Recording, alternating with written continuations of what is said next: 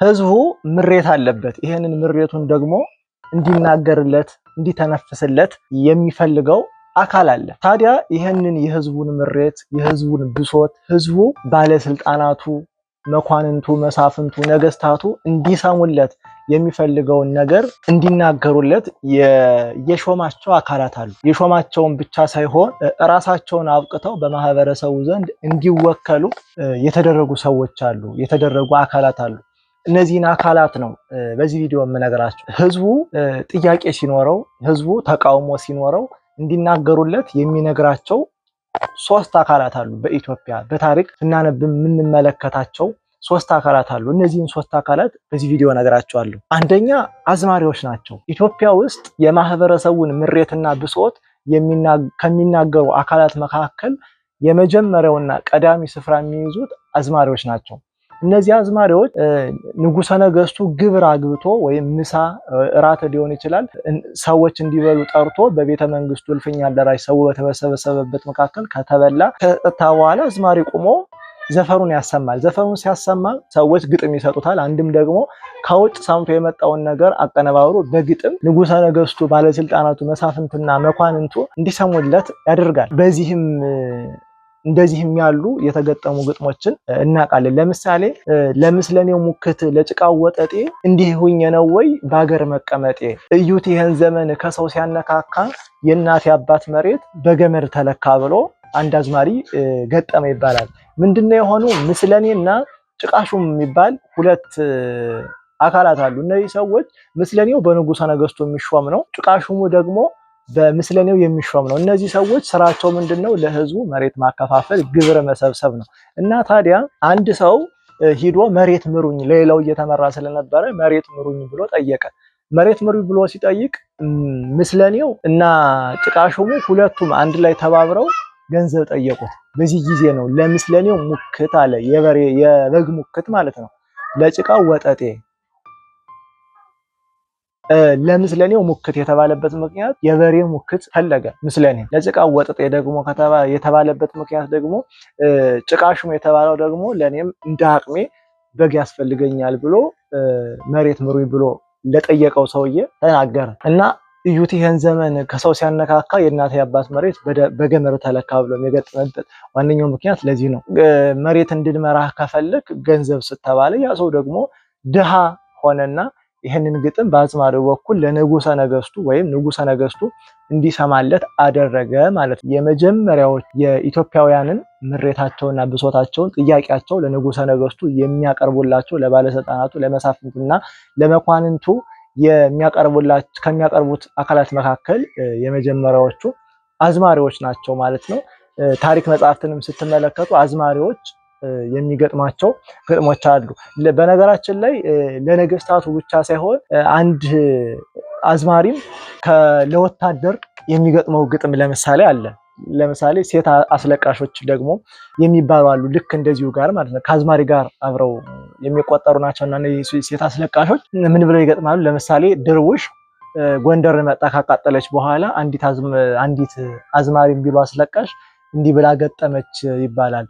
ትመጣለህ ብዬ ዞሬ ባይ ወይ ጥጋብ ወይ ኩራት ጎንደር ቀረህ ወይ ብላ ገጥማ ተናግራለች ይባላል። አሁን እቺ ሴት ጎንደር ድሩሾች መጥተው በሚያቃጥሉበት ጊዜ ማንም መጥቶ የተቃወማቸው አልነበረም። እንደ ልባቸው ገብተው የፈለጉትን ነገር አቃጥለው ያለውን ነገር ዘርፈው ወደ ሀገራቸው ተመልሰዋል። ስለዚህ ከሩቅ ተመልክታ ነው ወንዶች ጀግኖች ትመጣላችሁ ብለን ቆመን ዞረን ስደት ደግሞ መጥቶ ነበርና እየዞርን ብንመለከታችሁ ኮርታችሁ ነው መሰል በዛው ቀራችሁብን ብላ ተናግራለች። ኮርተውም አይደለ ተበታትነው ስለነበረ ነው በድሮ ጊዜ ወታደሮች ጎንደርን ከመቃጠል ሊያድኗት ያልተቻለበት ምክንያት ማለት ነው። እና እንዲህ ያላችሁ ስትመለከቱ አዝማሪዎች ለህዝቡ ከፍተኛ የሆነ አስተዋጽኦ ያደረጉበትን ነገር በታሪክ ትመለከታላችሁ። ሁለተኛው ደግሞ እረኞች ናቸው። በታሪክ ስትመለከቱ ነገስታቱ ማህበረሰቡ ምን እያሰበ እንደሆነ ማወቅ ከፈለጉ እረኛ ምን አለ፣ እረኛ ምን ሲል ሰምታችኋል ብለው ነው በዙሪያቸው ያሉትን ሰዎች የሚጠይቋቸው። ብዙ ጊዜ በኢትዮጵያ ማህበረሰብ ዘንድ እረኝነት የሚቀጠሩ እረኝነት የሚገቡ ከዝቅተኛው የማህበረሰብ ክፍል ወይም ከድሃ ቤተሰብ የመጡ ሰዎች ናቸው። በጣም የሚገርመው ነገር ደግሞ ወይ አባት ብቻውን ሊሆን ይችላል፣ ወይ እናት። በተለይ እናት ብቻዋን ስትሆን ልጆቿን ማሳደግ አትችልምና አማራጯ በተለይ ወንድ ልጅ ሲሆን ወስዳ ሌላ ሰው ቤት፣ ባለጸጋ ቤት፣ ባለሀብት ቤት ሄዶ እረኝነት እንዲገባ ታደርገዋለች። እዛው ከብት እየጠበቀ እየበላ እየጠጣ እንደ ድሉ ይደግ ብላ ወስዳ ታስገባዋለች። እንደውም አንድ እረኛ ምን ብሎ ገጠመ ይባላል። ውሃ ወርዶ ወርዶ መቆሚያው አባይ፣ እናት ወልዳ ወልዳ ለሰው አገልጋይ፣ ውሃ ቢድወሉት አይሟሟም ኩበት፣ አይመሰገንም የድሃ ጉልበት ብሎ ገጠመ ይባላል። አሁን ስትመለከቱት እናት ትወልዳለች። ከወለደች በኋላ ደግሞ ማሳደግ ሲያቅታት ወስዳ ባለጸጋና ሀብታም የሚባል ሰው ዘንድ ገብቶ ልጇ እንዲያገለግል ታደርገዋለች። ሳትፈልገው ቀርታ ሳትወደው ቀርታ ሳይሆን ልጇ እንዲኖርላት ስለምትፈልግ ነው። በረሃብ እንዲሞትባት ስለማትፈልግ ነው። እና ከገቡ በኋላም ብዙ መከራና ችግር ይገጥማቸዋል። በነገራችን ላይ እነዚህ እረኞች እረኝነት ከገቡ በኋላ ሁሉም ቤት ነው አይባልም። በጣም መልካም የሆኑ ሰዎች አሉ፣ እረኛን በደንብ ተንከባክበው እንደ ልጃቸው አይተው የሚያኖሩ። አንዳንድ ቦታ ደግሞ ስትገቡ እረኛን የሚያሰቃዩ አሉ። በተለይ ሴቶች እናትም እንጀራ እናትም ምንም ተብላ እዛ ቤት የቀረባ እዛ ቤት ውስጥ ያለች ሴት እረኛው እንዲያመሰግንም እረኛው እንዲያማርም የምታደርገው ናት። እንደው አንዱ እንዲህ ብሎ ገጠመ ይባላል። የሰው ቤት እንጀራ ምን ቢጋገር ብዙ ሳይርብ አይገኝም ሳይቅበዘበዙ ብሎ እረኛው ተናግሯል ይባላል። እዚህ ግጥም ላይ የምትመለከቱት ምንድነው? እረኛ እንደ ማንኛውም ሰው ይርበዋል፣ ይጠማዋል። ስለዚህ ራበኝ ብሎ መጥቶ እንደ ልቡ የሚበላበት ቤት አይደለም። ምክንያቱም የእናቱ ቤት አይደለም። አንድ ሁለተኛ ደግሞ ያረኛ መጥቶ ራበኝ እንኳን ቢል ቁርሱን ምሳውንና እራቱን በጊዜው የሚሰጠው ሰው አያገኝም። ቢሰጡት ደግሞ መጥቶ እንደ ራቡ አስታውቆ ተጥመዝምዞ ነው ቁርስና ምሳ እራት እንዲሰጠው የሚያደርግና የሰው ቤት እንጀራ ሲጋገር ያያል ይመለከታልና የሰው ቤት እንጀራ ምን ቢጋገር ብዙ ሳይረባ አይገኝም ሳይቀበዘበዙ ብሎ ተናግሯል። እናም በማህበረሰብ ውስጥ እረኛ የሚያየውንና የሚመለከተውን ነገር ነገስታት አልፈው በሚሄዱ ጊዜ ከጎጥ ተቀምጦ ከተራራ ላይ ተቀምጦ በዋሽንትም በከራርም በማሲንቆም ባገኘው ነገር በድምጹም ቢሆን ነገስታቱ የህዝቡን ችግርና ምሬት ብሶቱን ጥያቄውን እንዲሰሙለት እንዲሰሙ ያደርግ ነበር ተብሎ በታሪክ ተጽፎ እንመለከታለን። ሁለተኞቹ እነዚህ ናቸው። ሶስተኞቹ ደግሞ ደብተሮች ናቸው ወይም ባለቅኔዎች ይባላሉ። ቅኔ የሚያውቁ ደብተሮች የህዝቡን ብሶትና ምሬት ለማህበረሰቡ የሚናገሩ ናቸው። እንዴት እንደሆነ ላስረዳችሁ። ብዙ ጊዜ መሳፍንት፣ መኳንንት፣ ነገስታት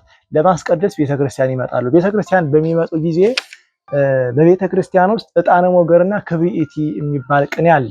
ይሄ ቅኔ የሚቀርበው ስጋው ደግሞ ምዕመናኑ ከመቀበላቸው በፊት ነው እና በዛ ዘመን የነበሩ ደግሞ እነዚህ መሳፍንትና መኳንንት ነገስታት ቅኔ አዋቂዎች ናቸው። ብዙዎቹ በሚባል ደረጃ ቅኔ ያውቃሉ። ስለዚህ ገብተው በሚያስቀድሱበት ጊዜ ማህበረሰቡ የሚፈልገውን ነገር ተረኛው ባለቅኔ ቅኔ እንዲቀኝ የሚደረገው ባለቅኔ ሲመራ የማህበረሰቡን ችግር ጥያቄ በቅኔዎች ውስጥ እያስገባ ነገስታቱ እንዲሰሙ ያደርግ ነበረ። በዚህ ምክንያት ነገስታቱ ለካ ማህበረሰቡ እንዲህ እያለኝ ኖሯል ብለው አእምሯቸው ሳስገብተው ሄደው ስራቸውን እንዲሰሩ ያደርግ ነበር። ብዙ ጊዜ ባለቅኔ በተለይ አሁን የሚገርመኝ ብዙ ሰዎች ቅኔ ሲያደርጉ ቅኔ ሲያቀርቡ አሁን ያለውንም መንግስት ያለፈውንም መንግስት ማህበረሰቡን በቅኔ ሸንቆጥ ለማድረግ ይሞክራሉ። ታዲያ ችግሩ ምንድነው? ቅኔውን የሚሰሙት በአካባቢው ያሉ ቅኔ የተማሩ ሰዎች ብቻ ናቸው። ያኔ ቢነገር ብዙ ሰው ቅኔ ያውቃል ተብሎ ይታሰብ ነበር። አሁን ላይ ግን በቤተክርስቲያን ውስጥ ያለ ካልሆነ ቅኔ ያውቃል የሚባል ሰው በጣም ዝቅተኛ ነውና መነገሩ ፋይዳው ለእግዚአብሔር ካልሆነ ነገስታቱ፣ መኳንንቱ፣ መሳፍንቱ፣ ባለስልጣናቱ ወንበር ላይ የተቀመጡ ሰዎች በሙሉ ይሰሙታል ማለት እንዳልሆነ ልብ እንዲሉት እኔ እመኝላቸዋለሁ። እና የማህበረሰቡን ምሬትና ብሶት ከሚናገሩ አካላት መካከል ባለቅኔዎች ሶስተኛውን ደረጃ ይይዛሉ ማለት ነው። በታሪክ ውስጥ እነዚህን ሶስቱን አዝማሪን፣ እረኛንና ባለቅኔን የህዝቡን ምሬት፣ ብሶት፣ ጥያቄ ካለ ለነገስታቱ፣ ለመሳፍንቱና ለመኳንንቱ የሚያቀርቡ መሆናቸውን ታሪክ ስመለከት ታሪክ መጽሐፍትን ሳነብ አግኝቻለሁ። ይኸው ነው።